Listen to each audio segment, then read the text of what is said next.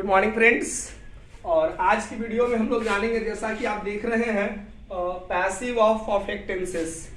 तो सबसे पहले हम लोग को समझना है कि परफेक्ट टेंस होता क्या है। तो परफेक्ट में कहने का मतलब है, और उसके बाद चलिए परफेक्ट को समझने से पहले सबसे पहले हम लोग ने देखा है टेंसेस। तो पहले की भांति जिस तरह से हमने इंडेफिनिट टेंसेस बताया था, अर्थात पास्ट इंडेफिनिट और प्रेजेंट इंडेफिनिट दोनों को साथ में देखे थे। कॉन्टिन्यूअस में भी हम लोगों ने ऐसा ही देखा है और परफेक्ट में भी हम लोग ऐसा ही देखेंगे।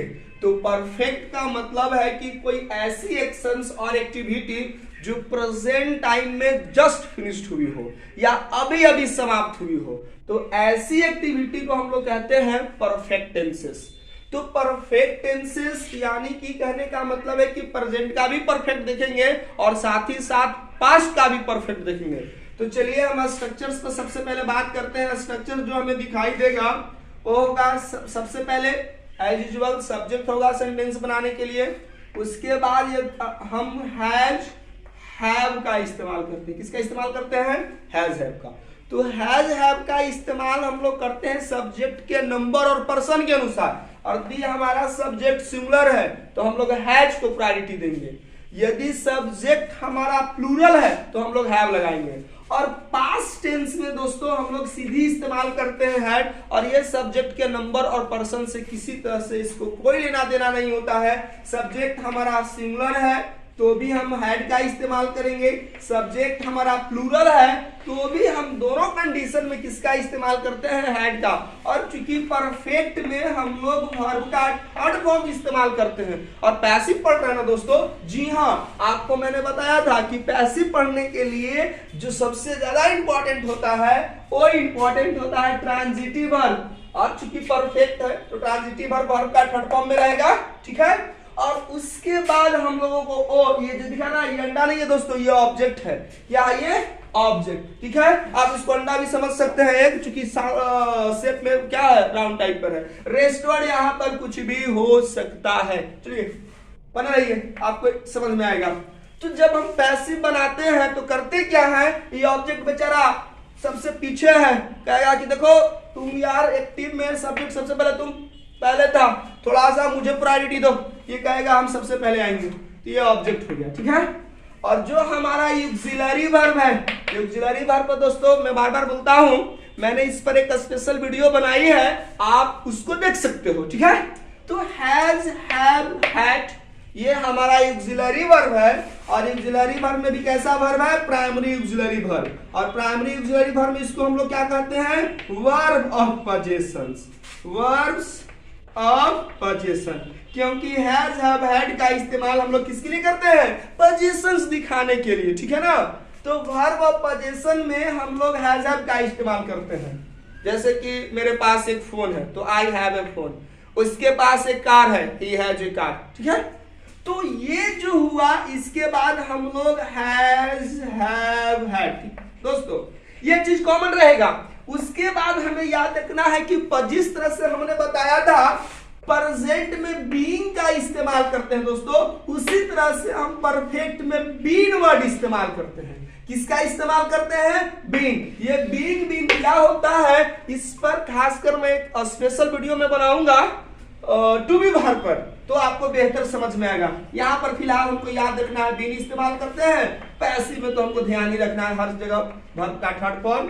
और जिसको भाई बाय लिया हुआ है, ठीक है ना, वो बाय प्लस सब्जेक्ट इस्तेमाल कर सकते हैं, अर्थात बाय प्लस सब्जेक्ट, ठीक है। आइए एग्जाम्पल के थ्रू हम समझते हैं। जैसे दे हैव फिनिश्ड, आप देख रहे हो, यस, सब्जेक्ट प्लस है प्लस थर्ड फॉर्म, मैंने V1 रखा है, फिनिश्ड होगा थर्ड फॉर्म। उसके बाद their work, they have finished their work, उन्होंने अपने वर्क को फिनिश कर लिया। कब तक दी? बिफोर लीविंग द ऑफिस, वे लोग ऑफिस को छोड़ने से पहले अपने जॉब को क्या कर चुके हैं? फिनिश कर चुके हैं। तो आप देखिए सबसे पहले, क्या बिफोर लिविंग द ऑफिस मेरा ऑब्जेक्ट है? जी नहीं, ये मेरा ऑब्जेक्ट नहीं है।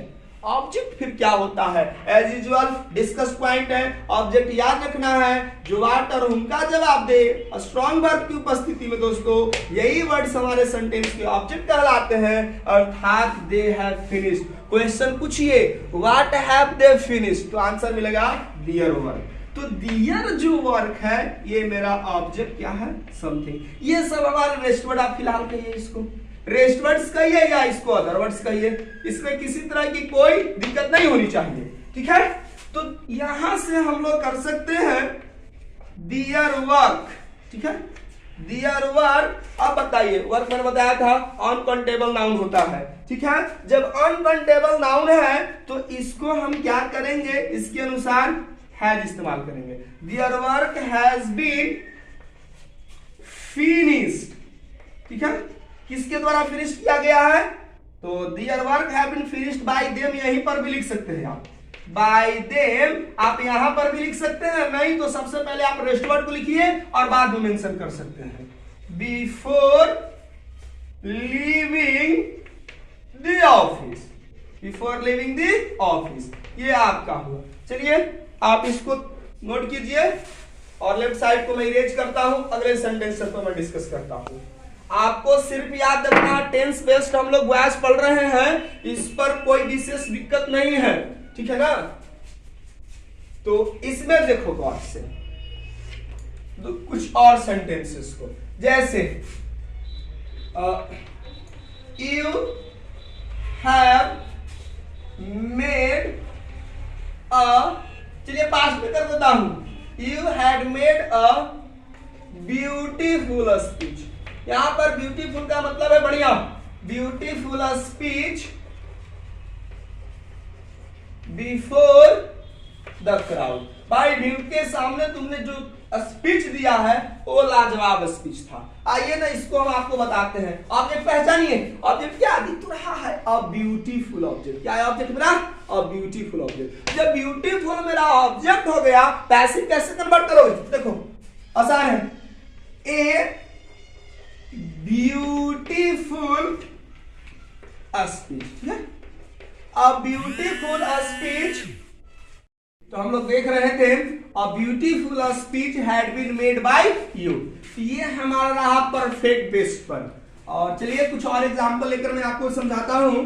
और चलिए इस बार प्रेजेंट का लिया, पास्ट किया, फिर से प्रेजेंट पर। जैसे डियर फ्रेंड्स, नाउन हमने क्या रखा है? प्लूरल, तो हमारा ऑक्सिलरी वर्ब क्या हो जाएगा? हैव। डेफिनेटली प्रेजेंट मैंने बोला तो dear friends have purchased a new car, ठीक है। तो अब ये न्यू कार जो आप देख रहे हैं ये मेरा क्या है? ऑब्जेक्ट समथिंग है। तो अब ये जो ऑब्जेक्ट समथिंग है इसको हम लोग कैसे कन्वर्ट करेंगे? तो आइए क्या होगा? अ न्यू कार। अब चूंकि ये न्यू कार मेरा सब्जेक्ट क्या, सॉरी ऑब्जेक्ट क्या है? समथिंग है, और वो समथिंग है साथ ही साथ क्या है? सिंगुलर है। तो सिंगुलर है तो हम लोगों को पहले से पता है ना क्या होगा? सिंगुलर वर्ब अर्थात has. A new car has been, ठीक है, a new car has been क्या होगा? चलिए जी, परचेज ऑलरेडी B3 फॉर्म में कॉपी कीजिए, आप कॉपी करोगे, ठीक है। परचेज दिख रहा है ना जी। A new car has been purchased किसके द्वारा? By their friends। तो ये है आपका, इस तरह से हम लोग चेंज करते हैं। चलिए जल्दी से इसको नोट कर लीजिए और भी एग्जांपल्स मैं आपको देकर के समझाता हूं। आइए और एग्जांपल्स ऐसे, तो हम लोग इसको देखेंगे। चलिए एक और, someone here, someone had stolen my pen, someone had stolen my pen। किसी ने मेरी पेन क्या कर ली है? चुरा ली है। तो किसी ने मेरी पेन चुरा ली है अर्थात my pen क्या बन गया? ऑब्जेक्ट। और जब ऑब्जेक्ट समथिंग है तो someone भी हमारा सब्जेक्ट क्या है? सिंगुलर है, somebody है। तो याद रखना है एक पॉइंट हियर कि यदि हमारा सब्जेक्टिव वॉइस में सब्जेक्ट इंडिफिनिट प्रोनाउंस होता है, जैसे कि समवन, नो वन, नोबडी, तो इस तरह के हम यदि सब्जेक्ट हो तो पैसिव में बाय प्लस एजेंट का इस्तेमाल हम लोग नहीं करते हैं। अर्थात हमारा आंसर क्या हो जाएगा कि माय पेन हैज बीन। ठीक है, ये तो स्ट्रक्चर पर चलेगा। अब स्टोलन ऑलरेडी थर्ड फॉर्म में है, इसमें तो दिक्कत ही नहीं है किसी को। स्टोलन बाय समवन, यदि आप इस तरह से आंसर करते हो तो डेफिनेटली आप गलत कर जाओगे। हमें याद रखना है जो मैंने अभी अभी नियम बताए थे। क्या बताया था कि somebody इंडिफिनिट प्रोनाउंस यदि एक्टिव का सब्जेक्ट हो तो पैसिव में by plus object, by plus agent या बाय प्लस सब्जेक्ट लिखने से हम लोगों को क्या करना चाहिए, बचना चाहिए, नहीं तो सेंटेंस कंसीडर किए जाएंगे इनकरेक्ट और हम लोग इस चीज को क्या कर देंगे, यहां से रिमूव कर देंगे। जैसे एक कॉमन एग्जांपल हम लिखकर आपको समझाते हैं। देखिए, आपको मैंने इंडेफिनिट टेंसेस पढ़ाया है, पैसिव ऑफ इंडेफिनिट टेंसेस। एक फेमस एग्जांपल आपने सुना होगा कि पीपल स्पीक हिंदी इन बिहार। भाई बिहारी हैं हम लोग, हमारी इंग्लिश उतनी अच्छी नहीं होती है यहाँ के लोगों की, जनरली वे लोग, उनकी कम्युनिकेशन लैंग्वेज क्या होती है, हिंदी होती है। तो ये सेंटेंस आपने जरूरी सुना होगा, people speak Hindi in Bihar, right? So how it can be changed into passive? Simple methods here. Just listen and watch what I am going to do here. Hindi becomes an object of this sentence and the tenses is present indefinite. I am writing here PI. P stands for present. I stands for indefinite. Let's move on. So how will be? Hindi is what? Object. So Hindi और because indefinite है तो क्या हो जाएगा? Is spoken in Bihar. और by people लिखने की जरूरत नहीं है क्योंकि बाय पीपल लिखने से मेरा सेंटेंस इनकरेक्ट समझा जाएगा। तो इस तरह से आप हम लोग सेंटेंस बना सकते हैं। तो बाय पीपल यहां पर इस्तेमाल नहीं करेंगे। चलिए कुछ और एग्जांपल देते हैं परफेक्ट टेंसेस का, आइए समझते हैं। जैसे he had visited this place many times, उसने इस प्लेस को कई बार विजिट किया है, ठीक है ना? तो दिस प्लेस जो हुआ हमारा, ये बन गया मेरा क्या, ऑब्जेक्ट समथिंग। और ये जब ऑब्जेक्ट समथिंग हो गया, पैसिव बनाना बिल्कुल आसान है दोस्तों। चलिए इसको प्रमोट करो, this place, right? This place हमने मेंशन कर दिया और सिंगुलर है तो हैज ही होगा, उसके बाद भी लगाना है। दिस प्लेस हैज बीन और क्या मेंशन करेंगे, विजिटेड बाय हिम। आप लिख सकते हैं यहीं पे, लास्ट में भी मेंशन किया जा सकता है बाय हिम मेनी टाइम्स। तो उम्मीद करते हैं दोस्तों आपको इस तरह के सेंटेंसेस बनाए जा सकते हैं। Few examples more I am bringing to you. Example, अगला एग्जांपल देखो, ठीक है। The student have made mistakes. Student है तो स्वाभाविक गलतियां तो करेगा ही करेगा। परफेक्ट होता तो फिर आता नहीं पढ़ने हमारे पास। तो हम कह सकते हैं स्टूडेंट्स, कई सारे विद्यार्थी प्लूरल फॉर्म में मेंशन कर रहा हूं, हैव मेड, और कमिट भी वर्ड इस्तेमाल कर सकते हैं। तो V3 फॉर्म में क्या हो जाएगा, कमिटेड। मिस्टेक के लिए जनरली हम लोग कमिट वर्ड का इस्तेमाल करते हैं, ठीक है। मेड भी लिखेंगे तो भी गलत नहीं होगा। स्टूडेंट्स हैव मेड मिस्टेक्स, ठीक है। विद्यार्थियों ने कई सारे क्या किया, मिस्टेक्स किए हैं। तो आपको दिख रहा है ना, ये है हमारा ऑब्जेक्ट समथिंग। बताइए सिंगुलर है या प्लूरल है? जी हाँ प्लूरल है। तो प्लूरल है, सब्जेक्ट भी प्लूरल, ऑब्जेक्ट भी प्लूरल, हैव ही होगा किसमें, पैसिव में। आइए जी, मिस्टेक्स, मिस्टेक्स, उसके बाद देखिए स्ट्रक्चर हैज हैव हैड में तीनों क्या होगा, हैव। मिस्टेक्स हैव, उसके बाद बिन लगाना नहीं भूलेंगे आप, बिन। ये तो V3 है, प्लस पॉइंट है हमारे लिए क्योंकि हम लोगों को थर्ड फॉर्म ढूंढने की जरूरत नहीं है। मेड, ठीक है।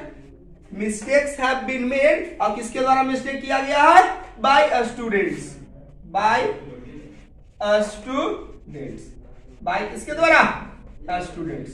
तो इस तरह से आप इसको आसानी से क्या कर सकते हैं, बना सकते हैं। आइए कुछ और एक दो और एग्जांपल बात करते हैं पास्ट परफेक्ट पे। किसी को दिक्कत होगी कमेंट बॉक्स में आप मुझे बताइएगा, ठीक है, कॉन्सेप्ट क्लियर नहीं होने पर। आइए नेक्स्ट एग्जांपल, द फार्मर्स किसान लोग, भाई लोग जो भी किसान लोग हैं, हैड हार्वेस्टेड का मतलब क्या होता है, फसल की कटाई करना। तो हार्वेस्ट किया तो किसको करेगा, स्वाभाविक है क्रॉप्स को। The farmers had harvested the crops, right crop भी कह सकते हैं पक्के फसल को। तो जनरली बाय क्रॉपिंग तो राइट ही की जाएगी, कच्चे फसल को काटकर क्या करेंगे जिसमें दाना ही नहीं हो, ग्रेन ही नहीं हो। तो आइए ना देखते हैं कैसे बनाएंगे। तो द क्रॉप्स हमारा क्या बन गया, ऑब्जेक्ट समथिंग, सिंगुलर है या प्लूरल है, डेफिनेटली क्या कहेंगे, प्लूरल है। सो राइट नाउ कैसे कन्वर्ट करेंगे, द क्रॉप्स, ठीक है, पास्ट में तो had, the crops had been, ठीक है ना, और हार्वेस्ट थर्ड फॉर्म कॉपी कर लो बाबू, harvested, the crops had been harvested, ठीक है ना। अब किसके द्वारा हार्वेस्ट किया जाता है, किसान के द्वारा। तो आइए बाय द फार्मर्स नोट कर लीजिए, फार्मर्स। तो और भी एग्जांपल्स दिया जा सकता है। फिलहाल वीडियो को मैं बहुत ज्यादा लंबा नहीं खींचना चाहता हूं, तो आज की वीडियो में इतना ही दोस्तों। फिर से मैं बात को दोहरा देना चाहता हूं, कॉन्सेप्ट नहीं क्लियर होगा आप कमेंट बॉक्स में मुझे बताइएगा, मैं उस पर वर्क करूंगा। So thanks for watching this video, thanks a lot.